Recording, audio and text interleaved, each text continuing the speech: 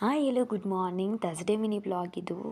ತುಂಬ ದಿವಸ ಆಗಿತ್ತು ವೀಡಿಯೋಸ್ನ ಮಾಡಿ, ಯಾಕೋ ಗೊತ್ತಿಲ್ಲ ಮನಸ್ಸು ಸರಿ ಇರಲಿಲ್ಲ ವೀಡಿಯೋಸ್ನ ಮಾಡೋದಕ್ಕೆ. ತುಂಬಾ ತೊಂದರೆಗಳೆಲ್ಲ ಆಗಿತ್ತು, ಮತ್ತು ಮನಸ್ಸು ಸರಿ ಇರಬೇಕಲ್ವ, ವೀಡಿಯೋ ಮಾಡಬೇಕಂದ್ರೆ ನಮಗೂ ಖುಷಿ ಇರಬೇಕು.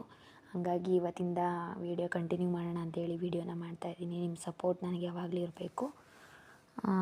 ಅಂದರೆ ಈಗ ₹1 ಅಲ್ವಾ ₹1000 ಕೂಡಿಕ್ಕೋದಕ್ಕಾಗೋದು. ಹಂಗಾಗಿ ನನ್ನ ಕೈಲಾದಷ್ಟು ನಾನು ವೀಡಿಯೋಸ್ನ ಮಾಡ್ತಾಯಿದ್ದೀನಿ. ಹಂಗೆ ನಮ್ಮ ಇಶಾನು ಮತ್ತು ನಾವೆಲ್ಲ ಸೇರಿ ದೇವ್ರ ಪೂಜೆನ ಮುಗಿಸ್ಕೊಂಡು ನೆಕ್ಸ್ಟು ನಮ್ಮ ಹಸ್ಬೆಂಡಿಗೆ ಸ್ವಲ್ಪ ಕೆಮ್ಮು ಜಾಸ್ತಿ ಆಗಿತ್ತು. ದೊಡ್ಡ ಪತ್ರೆ ತಿಂದರೆ ಕಮ್ಮಿ ಆಗುತ್ತೆ ಅಲ್ವಾ, ಹಾಗಾಗಿ ದೊಡ್ಡ ಪತ್ರೆ ಕಿತ್ಕೊಬರೋಣ ಅಂತ ಹೋಗಿದ್ದೆ. ನಮ್ಮ ಮನೆ ಪಕ್ಕದ ಸೈಟ್ ಇದೆ ಅಲ್ವಾ, ಅಲ್ಲೇ ನಾವು ಗಿಡಗಳನ್ನೆಲ್ಲ ಹಾಕ್ಕೊಂಡಿದ್ದೀವಿ. ಮತ್ತು ಮೂಲಂಗಿನೂ ಬಿಟ್ಟಿತ್ತು, ಯಾವ ರೀತಿ ಬಂದಿದೆ ಅಂತ ನಿಮಗೂ ತೋರಿಸ್ಕೊಡ್ತಾ ಇದ್ದೀನಿ ನೋಡಿ.